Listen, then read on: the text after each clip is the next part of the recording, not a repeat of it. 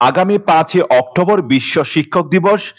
পৃথিবী জুড়ে দেশে দেশে দিবসটি পালনে শিক্ষকদের মধ্যে উৎসব মুখর পরিবেশ বিরাজ করলেও বাংলাদেশে তেমন নেই। কারণ পৃথিবীর অন্যান্য দেশের শিক্ষকদের বেতন ভাতা ও মর্যাদা সর্বোচ্চ হলেও এদেশে তার বিপরীত, বিশেষ করে মাধ্যমিক উচ্চ মাধ্যমিক স্তরে।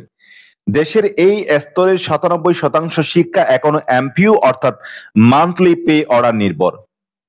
এসব প্রতিষ্ঠানে একজন সহকারী শিক্ষক চাকরিতে যোগদান করে বেসিক 12,500 টাকা এবং বাসা ভাড়া পান 1,000 টাকা, চিকিৎসা ভাতা পান 500 টাকা।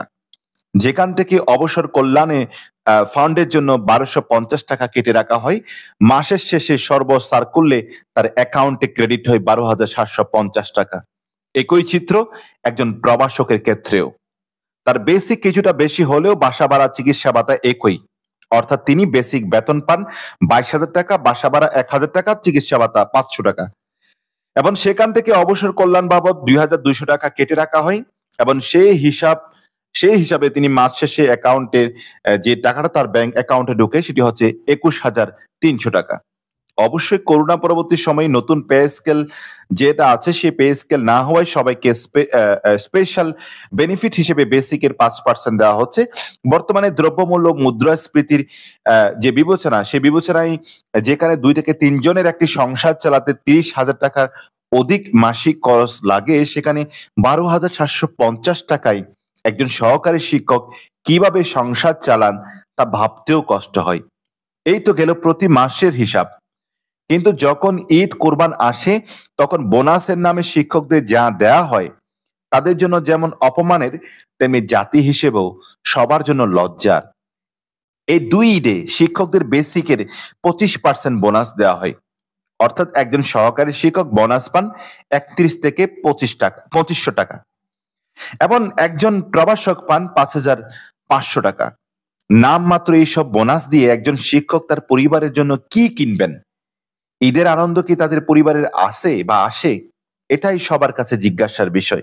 অথচ সরকারি স্কুলে বা সম গ্রেডের যে কোনো চাকরিতে বেসিকের পাশাপাশি 40 থেকে 50% বাসা ভাড়া এবং শতভাগ ঈদ বোনাস দেওয়া হয়। ফলে মেধাবীরা বেসরকারি শিক্ষক হিসেবে আসতে আগ্রহী হন না, যার প্রমাণ মেলে বিগত গণবিজ্ঞপ্তিগুলোতে, যেখানে শূন্য পদের বিপরীতে 30% পূরণ হয়নি। এতে শিক্ষক সংকট শিক্ষা সেক্টরে দিন দিন পিছিয়ে যাচ্ছে আমাদের শিক্ষা সেক্টরটা। এছাড়া বর্তমানে সরকারি স্কুল কলেজগুলোতে শিক্ষার্থীদের মাসিক বেতন 10 থেকে সর্বোচ্চ 35 টাকা, অথচ সেখানে বেসরকারি স্কুল কলেজে দেওয়া হচ্ছে 250 থেকে 1,500 টাকা পর্যন্ত। ফলে উচ্চ দ্রব্যমূল্যের বাজারে লোকজনে তাদের যে ছেলে মেয়েদের যে ভালো স্কুল কলেজে পড়াতে যে হিমশিম খাচ্ছে, এটাও আসলে কেউ দেখছে না। স্বাধীনতার পর থেকে এই পর্যন্ত দেশের শাসন কার্য পরিচালনা করা সব সরকার বিভিন্ন সেক্টরে উন্নয়ন করলেও শিক্ষার মতো গুরুত্বপূর্ণ সেক্টরে নানা দুরবস্থা দেখেও যেন না দেখার ভান করে থাকতেন।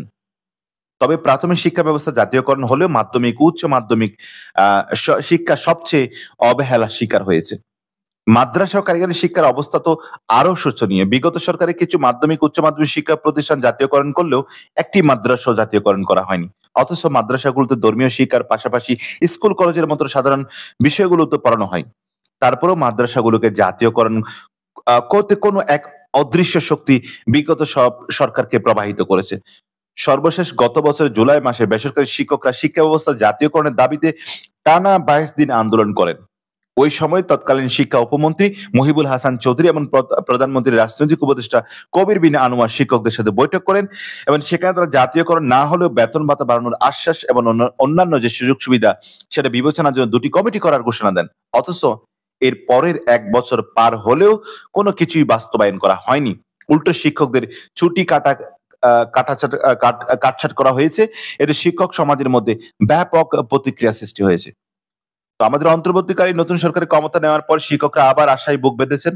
শিক্ষকদের দাবি সরকার প্রতিষ্ঠানের আয়গুলো কোষাগারে নিয়ে সেটা দিয়ে চাকরি জাতীয়করণ করলে এতে বেশি ব্যয় করতে হবে না। এতে শিক্ষকদের দীর্ঘদিনের যে দাবি বেতন ভাতা বৃদ্ধি, এই শতভাগ ঈদ বোনাস, ইএফটিতে বেতন প্রদান, বদলি চালু হবে এবং কমিটি প্রথার বিলোপ ঘটবে। ফলে শিক্ষার মান উন্নয়নের পাশাপাশি মেধাবীরা শিক্ষকতার প্রতি আগ্রহী হবেন এবং এতে বৈষম্যহীন মেধাভিত্তিক নতুন বাংলাদেশ যে বাংলাদেশের পথ সুগম হবে এবং এটাই হোক স্বাধীনতার পর শিক্ষক দিবসের শিক্ষকদের জন্য শ্রেষ্ঠ উপহার। এটাই আমরা আশা রাখি। তো আশা করি আমাদের অন্তর্বর্তীকালীন সরকার সেই দৃষ্টিতে দেখবেন। Thank you very much. আসসালামু আলাইকুম।